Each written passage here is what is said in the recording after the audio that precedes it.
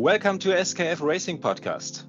Most of you have probably felt the adrenaline rush of watching the Formula One races on your TV, and for the lucky ones in the stands of a racetrack. But I'm sure very few of you have been to the paddock. I'm Volker. I'm here with Andrea, Formula One Key Account Manager at SKF, and one of the lucky few who've been able to watch the race from the paddock, as you may know, the working area of Formula One. Hi Andrea, thank you for being with us today. Hi Volker, thanks to you and to all the followers. Andrea, could you explain what the paddock is? Sure. Yes, the paddock is an area which is inside each circuit, which is strictly reserved to mechanics, drivers, members of Formula One teams, journalists, so basically all the people which are directly involved on the event operations. And can be described as a little downtown located inside the circuit, where each team has its own motor home, which is a sort of a small house for each team, where they can stay together, they can talk about strategy for the race, they can discuss about the car, and also welcome their special guests. And the paddock also includes the garages, where they do the pit stop, and the podium where they celebrate the victory of the race. Okay, thanks. And how would you describe the atmosphere of the mechanics and the engineers during a race day? Yes, the atmosphere is really thrilling. You can really feel that. It starts from Friday, where the tension is constantly increasing from the free practice sessions, when the teams are preparing and fine-tuning the cars for the weekend, up to the qualifying sessions on Saturday and the race. And the tension is really going increasing minute by minute until the last second of the race. And that's true. We have seen this last year in Abu Dhabi, in the last race of the year, where the championship was decided at the very last lap. So you can really see that feel this tension on all the mechanics, the engineers, which is increasing, and which is released at the end, which can be frustration or joy.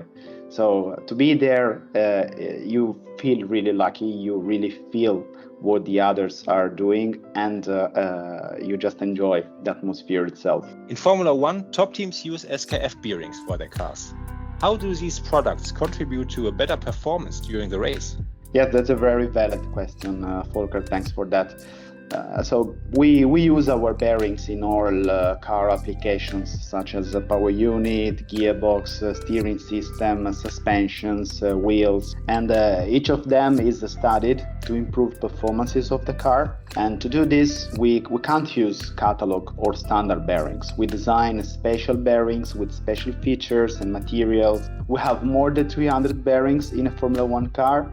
So if you think that a Formula One car runs on its circuit, reaching crazy speeds over 300 km/h for over 1.5 minutes, and if the driver crosses the final line half a second later than the other car, then the performance is not good. You can really understand how much is the importance of each single components of the car. So yes, bearings are really important to contribute to to increase the performances of the cars during the race. But today is not only performance. Today is also, we have other challenges. We have the target of sustainability. We have the goal and the commitment to be net zero by 2030. So together with the performances, when designing a bespoke bearing, we need already to start and thinking from the beginning about sustainability as well. So this is even more challenging for us and for the engineers, but exciting at the same time. But for the race day, I think it's all about the perfect performance. And I guess the pressure to get the perfect performance is there in every race day. You've seen how a pit stop works. How would you describe the pressure a mechanic faces in those moments? Yes, the pressure is really unbelievable. Imagine a driver which is pushing like hell in the track to gain milliseconds to the opponents, and then they have to stop in the garage where they are in the hands of mechanics. You see that they have a key role in order not to waste the time gained by the driver during the race. So imagine what happens if the driver had gained 4 seconds maybe to his competitor, and then there is a mistake. Maybe one of the mechanics is not mounting the wheel really fast. This is really difficult also from a psychological point of view for the driver then to regain what he lost. So to achieve these incredible targets, the mechanics are trained like crazy from physical point of view and synchronization, and it's really a magic to see them all together working in the garage. And this year, a pit stop made by one team was done in less than 2 seconds, so which is really fantastic. And I assume that being in the paddock, you also got close to the drivers. What's the best anecdote you can tell us? We are all ears. Yes. Of course, drivers are there, and all the lights are on the drivers.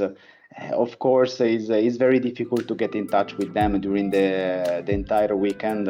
They are very much focused on the race. So it's clear that possibilities to talk with them are not so many. But Paddock is as well full of former drivers that maybe are more free, and for those one is easier to tell nice stories. And I can perfectly remember one episode with Marc Genet, which is a former Ferrari driver, Formula 1 driver, and that work a lot with simulators for Ferrari, and today is also working with the Italian television on Sky Sports Formula 1. And we were in the Ferrari motorhome, so in the Ferrari house, and he had a steering wheel on his hands, and it was fantastic. He could explain me how much complicated is a steering wheel in Formula 1. So he had this steering wheel in the hands, more than 30 buttons on that, explaining that during the race he had to continuously play with those buttons, knowing perfectly which was the position, which was the meaning of each of them, and to do that he had to at the same time drive, racing with the other opponents, and speaking with the engineers during the race to talk about strategy and a lot of things. So when he was describing this and also playing with the steering wheel, I was immediately understanding how much it's complicated to really use a Formula 1 car in a proper way. And during that, also they are able to keep the same pace lap by lap. They can manage the tires when they need to follow a specific strategy from the engineers. So you really may understand that those drivers are absolutely the best 20 in the world racing in Formula 1. And the drivers today have a completely different role compared to the past. They work much more with the simulators, which by the way are much more accurate now compared to the past. They use their experience to contributing developing the car, so they talk a lot with the engineer, they give continuous feedback. So it's really lucky when you talk with such people. You understand how much preparation is there, and gives you really the feeling that it's really a special world. Really impressive. That was an interesting insight into what goes on behind the scenes. Thank you, Andrea, for sharing it with us. And thank you for listening to us. Stay tuned and don't miss the next chapter.